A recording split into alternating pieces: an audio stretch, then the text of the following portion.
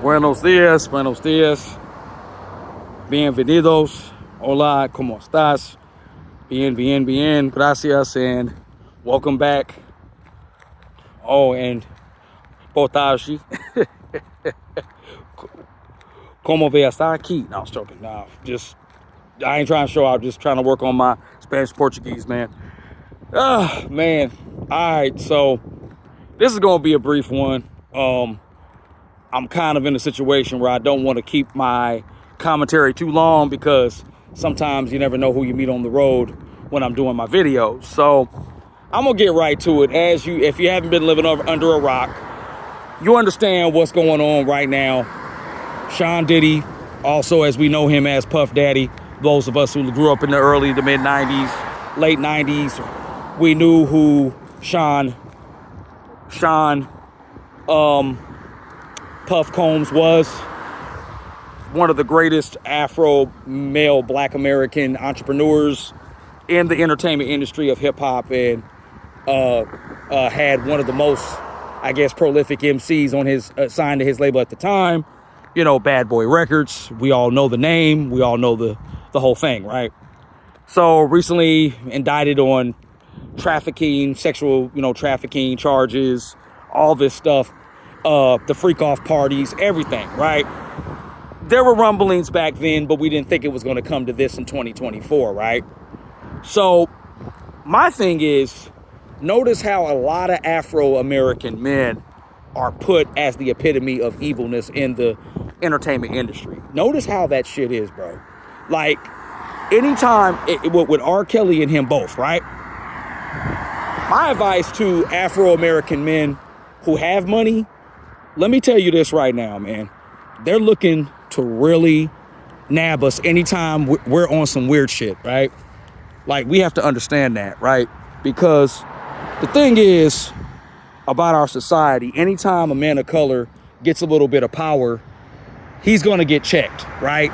So if you come into some money like Sean Puffy Diddy Combs, man, just make sure, that you guys are living the right kind of life, man, with that kind of, type of money, because they're looking to get us, man. I mean, this world is still operated by Caucasians. I'm not trying to sound pro-black or nothing, but I just find it very odd how it's always the Afro-black male that is the poster boy for evilness in an entertainment industry that's already been kind of evil anyway, before Afro-Americans and Black Americans were into this industry because of hip-hop and how hip-hop kind of took off, right?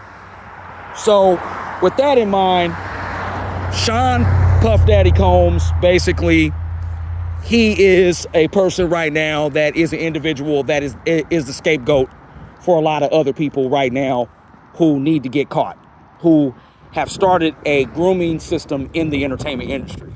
But a lot of people don't never want to touch on that, okay? But it seems to be that Puff Daddy right now is the corporate, behind all this stuff. And I understand what he's done. I'm not trying to co-sign for it.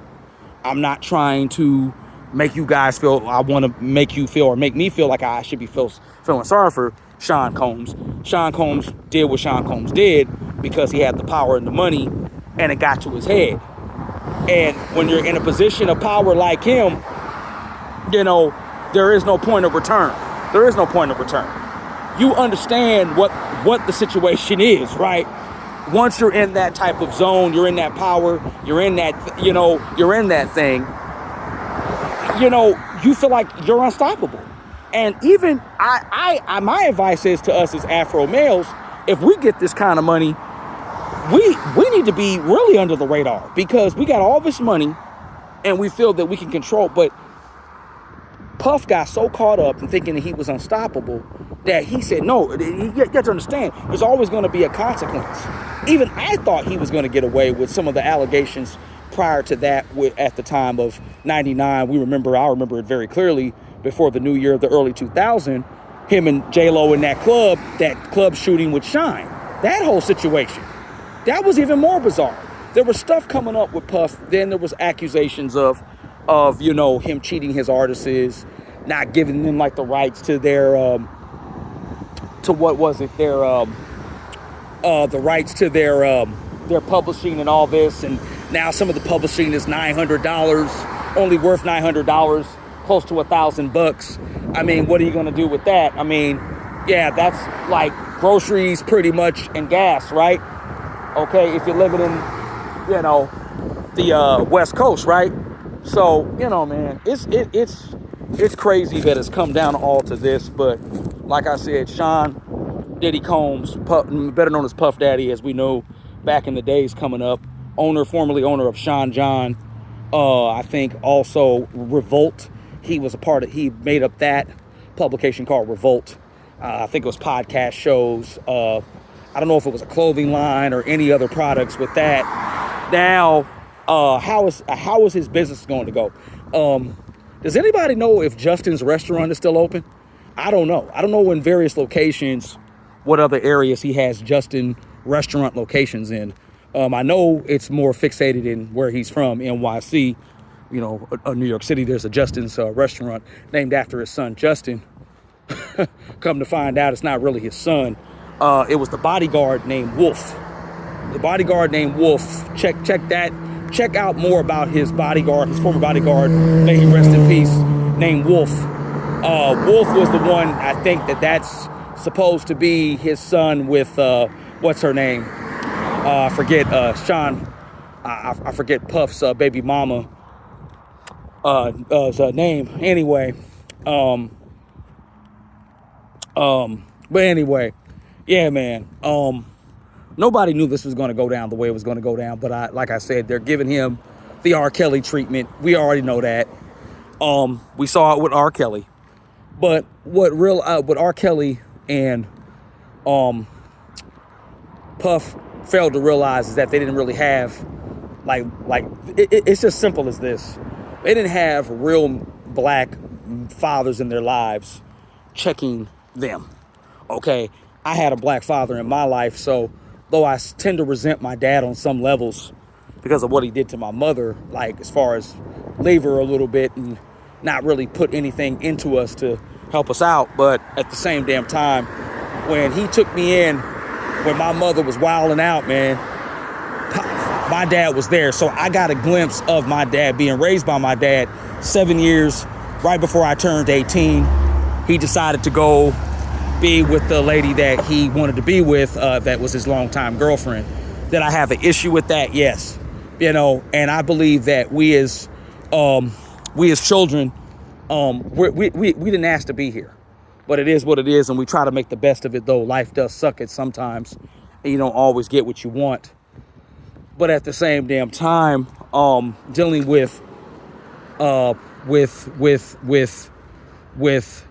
entertainers, moguls, and talent like a Sean Puffy Combs, like a Robert Kells, aka R. Kelly, talent, but the talent has been stunted by debaucheristic ways and how they were raised and what they were influenced by. And those influence, whether you like them or not, have strong effect on kids. You know what I'm saying? I'm not a kid. I'm a person that doesn't have a kid, so I don't really thoroughly know what it's like to have a kid, but I can understand and understand and look at the situation of other situations happening and saying, okay, this is wrong. This shouldn't be. Just plain common sense. You don't have to. And my mother always tries to chastise me, telling me, oh, you don't know what it's like because you don't have no chick nor child. Just because I don't have nor chick nor child doesn't mean anything. You know what I mean? The only thing is I'm doing the knowledge on things, and I'm like, okay, when I see this person and what they've done to their kids, do I want to do the same thing to my future kids? Now, I'm not going to have any kids. I've already told that on my channel. You guys know how I feel about having kids. Some of you guys still aspire to want to have extensions of you, in lineages and futures. I don't really think like that. I think we as Afro-Americans need to stop that, especially Afro male black men. There's no third, fourth, fifth generation past you. We don't know how long this world's going to last. I'm not trying to say that, but I can't count on that. And if I am blessed to have a child, okay, I'll appreciate that, but I'm not looking forward to it, But at the same damn time, again, back to the situation at hand with Sean Puffy Combs and Robert Kelly, R. Kelly, you have to understand these men with talent, great intelligence for creating and putting together music, labels, discovering artists, whatever, they were not taught properly. They were not done well as in their upbringing. So as a result, they have an arrested development, a mental arrested development. And it's turned into debauchery and treachery and evil doing, you know, on their part as deviants. So when we look at these cases, we got to look at them from a constructive point of view. Now, what if you were an Afro-American black male with all that money? How would you operate? What would you do if you were in such a music industry, entertainment industry, like the entertainment industry, and have all that power and access? Would you want it? Would you take it? But then you got to understand, if you're doing the knowledge, you recognize the consequences with that power. That at some point you're doing dirt and you're a black male, you're going to get caught. Okay? Okay, because there's not too many Harvey Weinsteins out here. There might be, even with Clive Davis, and we can't even really say much with Clive Davis until real evidence comes out of these people. Okay, now they want to talk about the videos of the freak-offs. Okay, who's involved? Who's really involved? It needs to be hardcore, hardened evidence that these tapes can show up. We can see, or the prosecution, whoever involved with the case, can see these videos and say, okay, such and such was there, but they weren't involved in the after hours of the other, you know, parties that were going on after that. So, you know, this whole thing is going to open wide open. You know, Puff can't post bail. We know that. You know, but this is a cautionary tale. When you have a lot of money and access, again, you as a person of color, and I really hate to make this a race thing, but it is a race thing, because we know how this society treats people of color still, even in the 2020s. You don't see them rounding up other Caucasian white males that have done this kind of thing, and they were known to do that, and they get passes. But Sean Puff, Combs, Diddy, whatever, bro, you are in a world of hurt now. Now you got to figure out how you're going to, I don't even believe you can't even rectify this. You know what I'm saying? So my cautionary and my explanation to you as black men, when you come into power and money like that, let's just try to stay under the radar, man. Let's not get ourselves caught up in anything, man, because they're the first ones that we look at if any deviant thing has been done.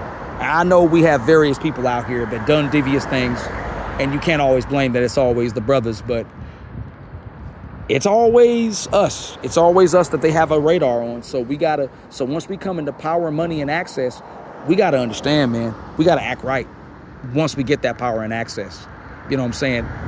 You know, it's okay to have power, but to abuse that power and hurt others, man, that ain't cool. That ain't cool at all, man. That is the most grotesque and most evil that you can do, especially to innocent people. All right, Rolando G, man, back at it with another one. All right, brothers, stay hungry, stay chasing that bag. SYSBM, men having options abroad is still a thing. So, but like, let's be even careful when it comes to that too. All right, I'm out. Peace.